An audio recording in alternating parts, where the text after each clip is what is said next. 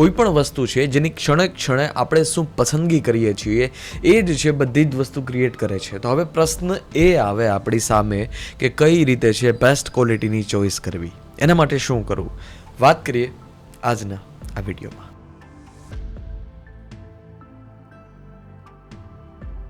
અત્યારે આપણે જેવી રીતે જીવન જીવી રહ્યા છીએ, આપણે જે જૂની માનસિકતા છે એ જૂની માનસિકતા હંમેશાને માટે ટેવાયેલી છે. કોઈ પણ સારી વસ્તુ છે એને પકડવા માટે નહીં, પરંતુ કોઈ પણ સહેલી વસ્તુ છે એને પકડવા માટે. જો આપણે માનસિક સ્તર બદલવું હોય, જો આપણે આપણી ઉપલબ્ધિનું સ્તર બદલવું હોય, વિચારવાનું સ્તર બદલવું હોય, તો સૌથી પહેલું તો આપણે એ પકડવું જોશે કે કોઈ પણ વસ્તુ છે આપણે પસંદ કરીએ તો એનું માપદંડ ક્યારેય સહેલું છે કે અઘરું છે એનું માપદંડ ના આવવું જોઈએ. હંમેશાના માટે એનું માપદંડ આ મારા માટે બેસ્ટ છે કે આ મારા માટે બેસ્ટ નથી, શું આ સર્વશ્રેષ્ઠ છે કે શું આ સર્વશ્રેષ્ઠ નથી.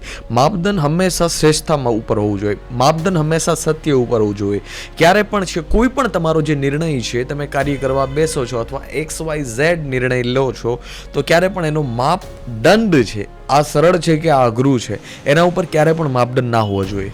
કેમ કે આપણું બોડી છે ટેવાયેલું છે કોઈ પણ નજીકની વસ્તુ ગોતવા માટે, આપણું બોડી છે ટેવાયેલું છે કોઈ પણ સરળ વસ્તુને છે એ પસંદગી કરવા માટે. આપણું જે માનસિક સ્થિતિ છે એ મુજબ ઢળાયેલી છે કે કોઈ પણ એવી વસ્તુ જ આપણે હંમેશાને માટે પકડીએ છીએ કે જે વસ્તુ છે એને કરવામાં ઓછામાં ઓછી મહેનત થતી હોય. એટલા જ માટે માનસિક વિરોધોની વાત આવે તો એ સૌથી વધારે લોકોના જીવનમાં માનસિક વિરોધો હોય છે કે એ લોકો થોડું કામ કરતા હોય અને બહુ બધી અપેક્ષા રાખતા હોય. ફર્સ્ટ ઓફ ઓલ તો ડિસાઇડ કરો કે એનું માપદંડ છે એ ક્યારે પણ અઘરું છે કે સહેલું છે એ માપદંડ ના હોવું જોઈએ. માપદંડ હંમેશાના માટે સત્ય છે કે અસત્ય છે એના ઉપર માપદંડ હોવું જોઈએ. તમે દરરોજ સવારે એક્સરસાઇઝ કરો છો તો આનું માપદંડ શું છે? આનું માપદંડમાં તમને પેઇન મળે છે. આ સહેલી વાત નથી, અઘરી વાત છે, ટફ વાત છે.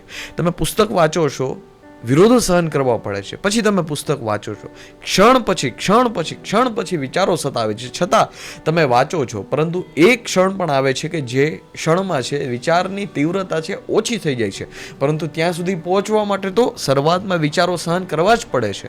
તમારું બોડી એવી રીતે ટેવાયેલું છે કે સહેલું પકડે છે, અને એટલા જ માટે જાણી લો કે હંમેશાને માટે માપદંડ આ સત્ય છે કે અસત્ય નથી, આ શ્રેષ્ઠ છે કે શ્રેષ્ઠ નથી, એના ઉપર જ તમે કોઈ પણ વસ્તુનું માપદંડ કરો. બોડી ટેવાયેલી છે સરળ કામ પકડવા માટે.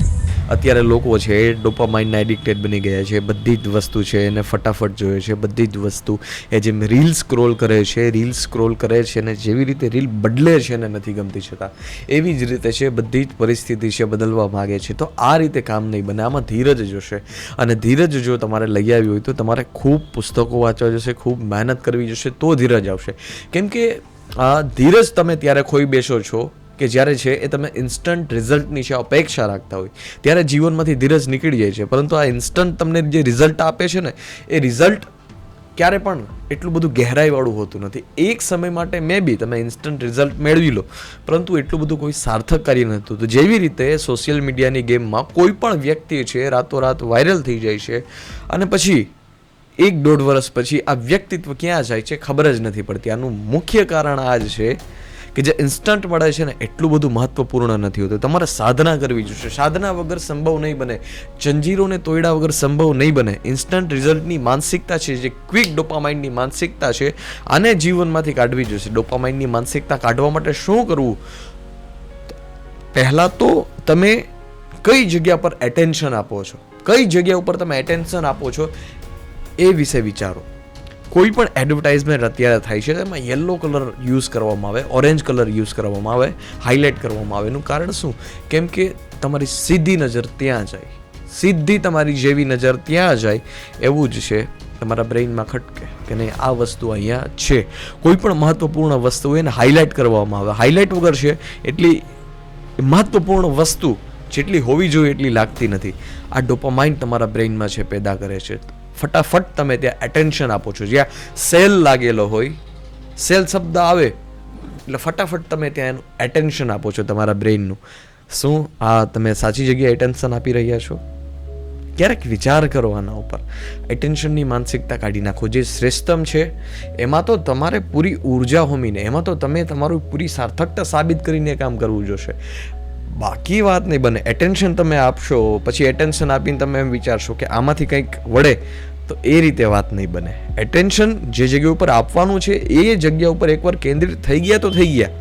પછી વિરોધ કરે છે તો એ વિરોધોને તમે સહન કરતા શીખો. જો શ્રેષ્ઠતમ જીવનમાં નિર્ણય લેવા હોય, શ્રેષ્ઠતમ જીવનમાં નિર્ણય લેવાની કળા શીખવી હોય તો આ બેસ્ટ ઉપાય છે કે ક્યારે પણ એટેન્શન મુજબ તમે જીવન ના જીવો.